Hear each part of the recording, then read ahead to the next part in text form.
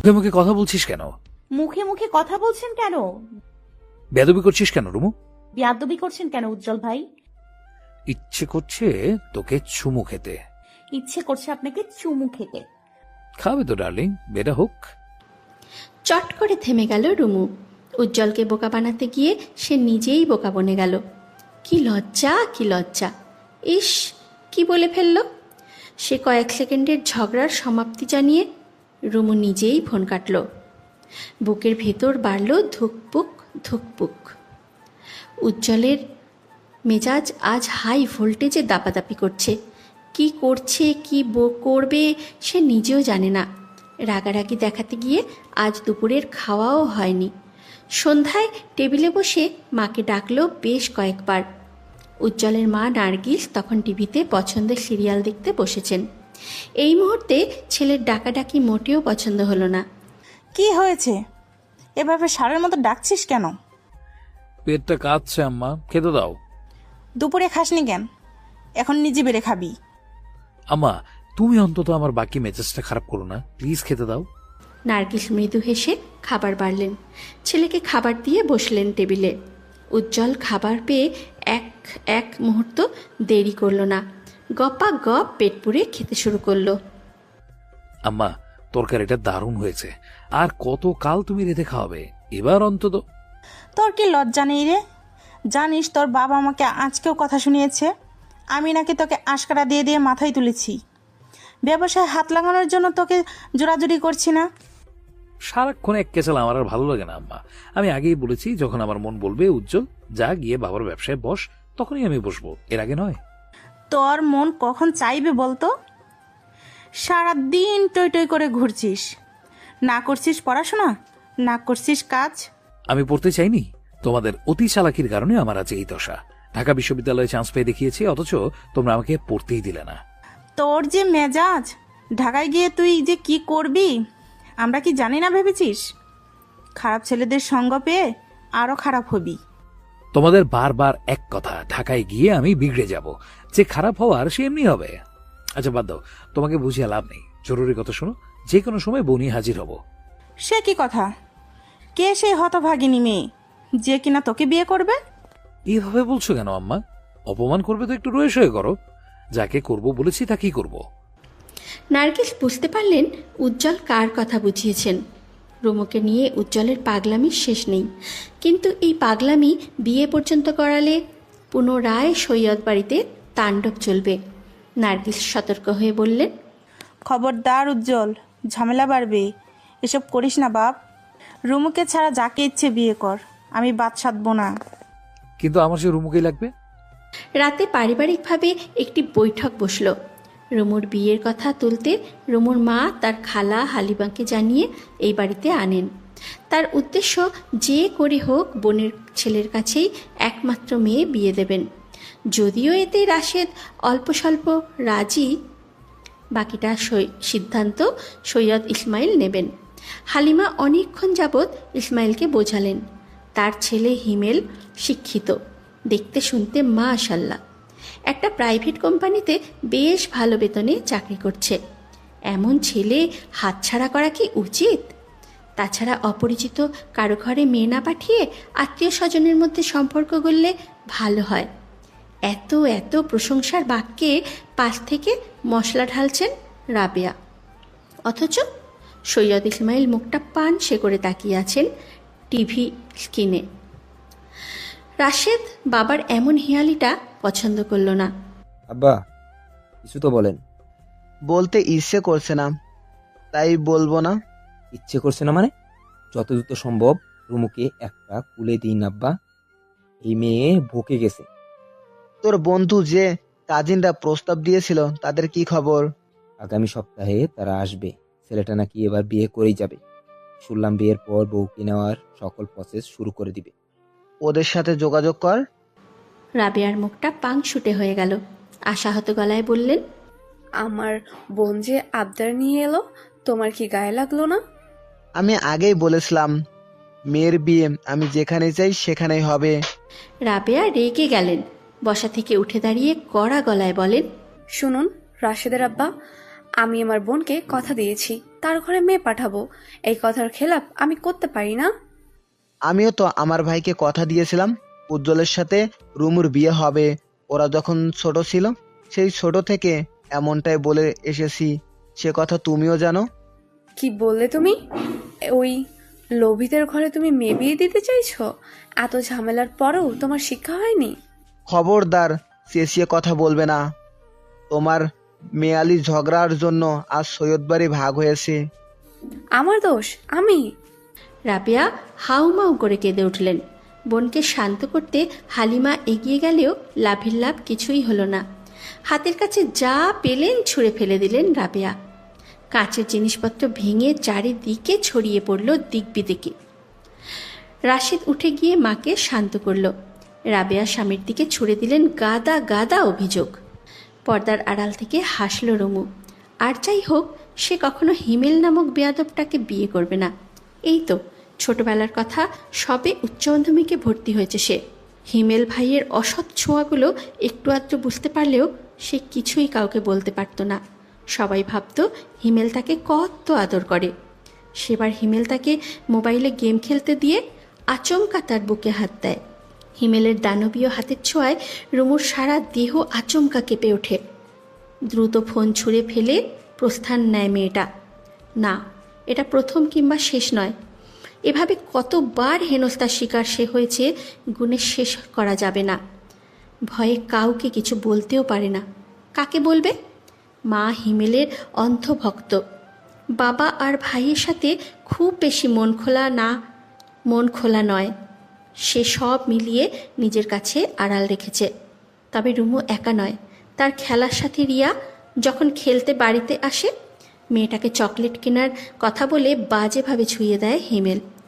সেদিনের পর যতবার হিমেল রুমুদের বাড়িতে এসেছে ততবার খেলতে আসেনি রিয়া। হাতের ফোনটা শব্দ করতে ধ্যান ভাঙে মেয়েটার। উজ্জ্বল ভাই ফোন করছেন। রুমু দ্রুত ফোন কেটে নিজ কক্ষে ফিরল। রাত 12টা বাজতে চলল। উজ্জ্বল ভাই এত রাতে কেন ফোন করলেন? রুমু কাল বিলম্ব না করে ফোনটা ধরল।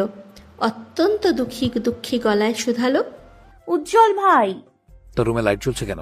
ঘুমোসনি কেন? আমার তো বিয়ে উজ্জ্বল ভাই। কি? তুই এই কথা আমাকে এখন বলছিস? চোরের মতো রাত 12টায় কে বিয়ে করে? আপনাকে বলবো কেন? এমনিতেও আপনাকে দাওয়াত করা হবে না। কানের নিচে দুটো দিয়ে ব্রেনের ব্রাইটনেস বাড়িয়ে দেবো ফাজিল মেয়ে। দাঁড়া, আমি আসছি তোর বিয়ের ব্যান্ড বাজাতে। রুমু কিছু বলার আগেই ফোন কাটল উজ্জ্বল। বেচারার মেজাজ নিয়ন্ত্রণের বাইরে চলে গেছে। অপরদিকে রুমু এতবার ফোন করেও পেল না উজ্জ্বলকে। বেচারা ফোনটা রেখে দিয়েই বেরিয়ে গেছে বউ উদ্ধারের কাজে। সৈয়দ বাড়ির দানবীয় দেয়ালটা টপকে গাছ বেয়ে নিচে নামল উজ্জ্বল। আজ যা হওয়ার হবে। বউ নিয়ে যে করে হোক নিজ বাড়িতে ফিরবে। শুকনো পাতার মর্মর শব্দে ধীরে ধীরে পা ফেলতে হলো তাকে। দ্রুত হেঁটে গিয়ে দাঁড়ালো রুমুর জানলার পাশে। বেশ কয়েকবার টোকা দিলেও রুমু জানলা খুলল না। যদিও মেয়েটা শুনতে পায়নি। এখন বড্ড বেশি আফসোস হচ্ছে, কেন ফোনটা ফেলে আসলো। উজ্জ্বল চারিদিকে পা টিপে টিপে এগিয়ে যেতে যেতে দেখল সৈয়দ ইসমাইলের জানলা খোলা। রাবেয়ার সাথে তুমুল ঝগড়া চলছে তার। এটা যে বিয়ে বাড়ি বিন্দু মাত্র বোঝা যাচ্ছে না। তাদের ঝগড়াটা ঠিক কী নিয়ে বোঝার চেষ্টা চালালো উজ্জ্বল। দরজায় দাঁড়িয়ে আছে রুমুর খালা হালিমা। খোলা জানলায় মানব অস্তিত্ব টের পেয়ে আচমকা চিৎকার চেঁচামেচি শুরু করলেন। আল্লাহ গো, ওরে রাবেয়া, চোর চোর, তোর বাড়িতে ডাকাত পড়েছে রে। ওরে, কে কোথায় আছিস? চোর, ডাকাত, চোর। হালিমার এক চিৎকারে সতর্ক হয়ে যায় বাড়ির সকলে। এমন পরিস্থিতির জন্য মোটেও প্রস্তুত ছিল না উজ্জ্বল। বেচারা বুদ্ধি খাটিয়ে দ্রুত দরজার সামনে গিয়ে বাইরে থেকে দরজা বন্ধ করে দেয়। তার উদ্দেশ্য কেউ যেন ঘর থেকে বের হতে না পারে। এই বাড়িতে রাশেদ যদি একবার তাকে দেখে ফেলে তবে কুরুক্ষেত্র হবে। একসাথে সকলে চিৎকার করা শুরু করলো। মুহূর্তে বাড়ির পরিবেশ গরম হয়ে যায়। রাশেদ দা নিয়ে ছুটে আসে, কিন্তু বের হতে গিয়ে বুঝতে পারল দরজাটা বাইরে থেকে আটকানো। উজ্জ্বল দ্রুত গাছে উঠে গেল। দেয়াল টপকে নিচে নামার চেষ্টা চালালো। এখনো সবার চিৎকার শোনা যাচ্ছে, চোর, চোর, চোর! কে কোথায় আছে রে? বাড়িতে চোর ঢুকেছে। উজ্জ্বল মুখ বাঁকিয়ে আপনা আপনি বলে, হাহ, আমি চোর, বউ চোর। সৈয়দ ইসমাইল আপনার বাড়ির মূল্যবান জিনিসটা কিন্তু এই উজ্জ্বল চুরি করবে, কথা দিলাম। ঘুমন্ত এলাকাবাসী মুহূর্তে জেগে গেল। সবাই টর্চ হাতে নিয়ে বেরিয়ে পড়ল চোর খুঁজতে। সেই সাথে উজ্জ্বল নিজেও বের হয়েছে। শার্টের হাতা কনুইতে গুটিয়ে সবার সামনে গলা তুলে বলে, এ এলাকায় চোর, আমার এলাকায় চোর, তাও কিনা সৈয়দ বাড়িতে। শালার বেটা, তোকে পেলে মরতে মরতে সৈয়দ বাড়ির মেয়ের সাথে বিয়ে দিয়ে দিতাম। উজ্জ্বলের কথাটা সবাই না বুঝলেও ভ্রু কুচকে তাকিয়ে রইল উজ্জ্বলের বাবা সৈয়দ শামসুল। মনের সন্দেহ থেকে তিনি ভাবেন, তবে কি সেই চোরটা উজ্জ্বল? সৈয়দ বাড়ির অবিবাহিত মেয়ে রুমু আর রুমুকে বিয়ে করতে উঠে পড়ে লেগেছে উজ্জ্বল। চোরের হদিশ না পেয়ে সবাই যে যার মতো বাড়ি ফিরল। রুমু জানে এই চোরটা কে, উজ্জ্বল ভাই ছাড়া আর কেউ হতেই পারে না। উজ্জ্বল তখন বিছানায় উপুর হয়ে শুয়ে। দৌড় ঝাঁপে বেশ হয়রান হয়েছে সে। তাড়াতাড়ি গাছে বেয়ে উঠতে গিয়ে বাম পাটা ছিলে গেছে। অসময়ে রুমুর ফোন পেয়ে ধরল সে। উজ্জ্বল ভাই, চোরটা কি আপনি ছিলেন? না, কোরিয়ার প্রেসিডেন্ট ছিল। মজা করছেন কেন? তুই মজা করলি কেন? তোর না বিয়ে? আমি বলেছি বিয়ে, তবে কবে তা তো বলিনি। আপনি কেন এলেন এত দৌড়ঝাঁপ করে? এই শোন, তোর মাথায় বুদ্ধি কম, সব গোবর। একবার বিয়েটা করতে দে, তোর কপালে আমার এক একটা চুমু তোর ব্রেনে বুলেটের মতো বাঁধবে। দেখবি আমার চুমুর পাওয়ার কেমন বুদ্ধির রানী হয়ে যাস। এলাকায় উজ্জ্বলের অন্ধভক্তের অভাব নেই। ছোট ছোট ছেলেরা উজ্জ্বলের ভীষণ ভক্ত। মুরব্বীরা তাকে পছন্দ করলেও মারপিটের স্বভাবটা ঠিক কারো পছন্দ নয়। অথচ উজ্জ্বলের এক স্লিটের ইশারায় একটা দল এসে উপস্থিত হবে। সবাই মার খেতে নয়, বরং মারতে ভালোবাসে। মারামারি যেখানে উজ্জ্বলের দল সেখানে। এসব নিয়ে যে থানা পুলিশের গণ্ডি টপকাতে হয়নি তা কিন্তু নয়। সৈয়দ শামসুল এলাকার সম্মানীয় ব্যক্তি, কিন্তু তার ছেলের অসংলগ্ন কার্যক্রম তার সম্মানে বহুবার আঘাত এনেছে। থানা পুলিশের ব্যাপারটা তিনি টাকার উপর মিটিয়ে দেন, যদিও উজ্জ্বল বিনা কারণে মারামারিতে জড়ায় না। একটা হেতু দাঁড় করিয়ে যখনই তার মেজাজ বিগড়ে যাবে তখনই শুরু হট্টগোল গণ্ডগোল। যেমন আজ একটা ছেলে তার ফোন চুরি করে পালাচ্ছিল। ভাগ্যক্রমে উজ্জ্বল তাকে ধরেও ফেলে। দেখতে ভীষণ ভদ্র, কিন্তু ছেলেটা মস্ত বড় চোর। এলাকায় ইদানিং চুরি বাড়ছে। তার পেছনে যে এই ছেলেটার হাত তা ইতিমধ্যেই স্বীকার করে নিয়েছে উজ্জ্বল। ছেলেটাকে শাস্তিস্বরূপ দেওয়া হলো 200 বার কান ধরা। এলাকার ছেলেরা মহা আনন্দ নিয়ে চোরের কানে ধরার উঠবোস করছে। অপরদিকে উজ্জ্বল দোকানের চেয়ারে বসে গরম গরম দুধ চায়ে চুমুক দিচ্ছে। শ্যাম এবং দীপু তার পাশেই বসে। হঠাৎ দোকানের সামনে বাইক থেকে নামলো রাশেদ এবং রুমু। দুজনেই দোকানের ভেতরেই গেল। আজ আর ভার্সিটি যাবে না ভেবেই রেখেছিল উজ্জ্বল, কিন্তু রুমু যাচ্ছে, সে যাবে না তা কি হয়? তাছাড়া কলেজে ওঠার পর 1 বছর যাবৎ অনেক বাদরামো সহ্য করেছে মেয়েটার। এখন আর নয়, এখন সময় এসেছে উজ্জ্বলের নিজের জিনিস নিজে বুঝে নেওয়ার। রাশেদ দোকান থেকে বেশ কয়েকটি জিনিস কিনল। রুমু আর চোখে তাকিয়ে দেখল উজ্জ্বলকে। উজ্জ্বল সেই চাহনির পাল্টা প্রতিক্রিয়া দেখালো ইশারায় চুমু দিয়ে। নিজের ভদ্রতার খোলসটা রেখে গলা ছেড়ে বন্ধুদের উদ্দেশ্যে বলে, বুঝলি, এলাকায় চোর বেড়েছে, মালামাল চুরি হচ্ছে, আমার মন চুরি হচ্ছে, কখনো আবার আমার বউটা চুরি হয়ে যায়। বউ চুরি হলে এই এলাকায় তাণ্ডব চলবে, আগেই বলে দিলাম। তরুণ ছেলে দোকানি উজ্জ্বলের কথা শুনে মুচকি হাসে। রাশেদ সেই হাসিটায় অবজ্ঞা নিয়ে বলে, তোমার দোকানে বকাটেরা আড্ডা দিচ্ছে, কিচ্ছু বলো না কেন? এলাকার বকাটেদের উৎপাত ক্রমাগত বাড়ছে, এদের মোটেও আশকারা দিবে না। উজ্জ্বল বুঝতে পারল রাশেদ তাকে ফোড়ন কেটে কথাটা বলেছে। উজ্জ্বল পুনরায় চায়ে চুমুক বসিয়ে বন্ধুকে বলে, বুঝলি সিয়াম, এলাকায় কিছু ভদ্রবেশী পরনিন্দা কমেডি খুলে বসেছে। তারা যেখানে সেখানে গিয়ে অন্যের নামে নিন্দা ছড়াচ্ছে। এসব কমেডি লোককে ধরে ধরে চিলি সসের থেরাপি দিতে হবে। এই পরনিন্দার কমেডির হেড হয়তো জানি না এটা আমার দোকান। রাশেদ কিং কর্তব্য বিমূঢ়। ছোট চাচার এই দোকান সে তো জানতই না।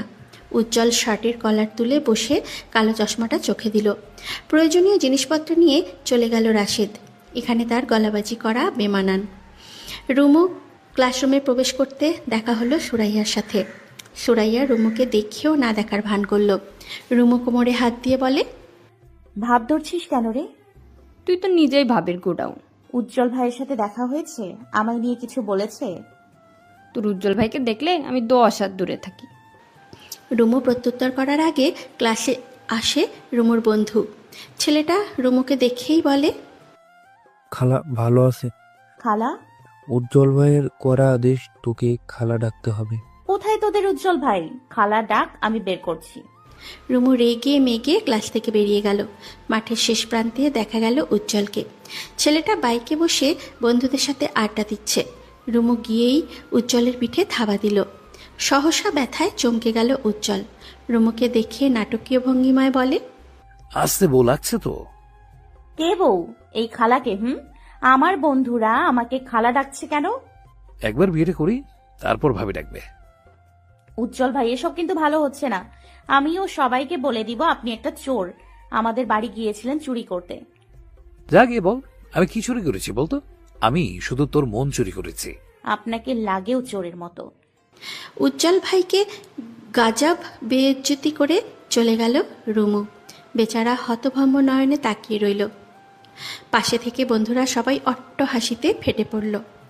কেটে গেল প্রায় 1 সপ্তাহ। এই কয়েকটা দিন বিয়ে নিয়ে রুমুর পরিবারের কোনো আলাপচারিতা ছিল না। তাই তো মেয়েটা ভেবেই নিল বিয়ের ভূত হয়তো সবার মাথা থেকে নেমে গেছে। কিন্তু তাকে ভুল প্রমাণ করে দিয়ে অবশেষে পাত্রপক্ষ তাকে দেখতে এসেছে।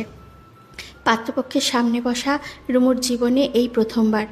দেখতে আসবে শোনার পর থেকে মেয়েটার কান্না কিছুতেই থামছে না। রুমুর ভাবি আনিকা শাড়ি পরাতে গিয়ে পড়ল চরম বিপাকে। রুমু কিছুতেই শাড়ি পরবে না। অবশেষে মায়ের ধমকে শাড়ি পরতে বাধ্য হলো। একটি নীল জামদানি শাড়ি গায়ে জড়িয়ে বসে আছে রুমু। মেয়েটার কান্নারত ফোলা মুখখানি দেখে আনিকা মিষ্টি হাসে। এই জানিস, কাঁদলে মেয়েদের সৌন্দর্য দ্বিগুণ বাড়ে। তোকে কি যে সুন্দর লাগছে। ভাইয়ার বাড়াবাড়িতে এসব হলো। ভাবি, তুমি অন্তত আমার পক্ষ নিতে। আজ পর্যন্ত আমাকে দেখেছো এই বাড়িতে গলা তুলে কথা বলতে?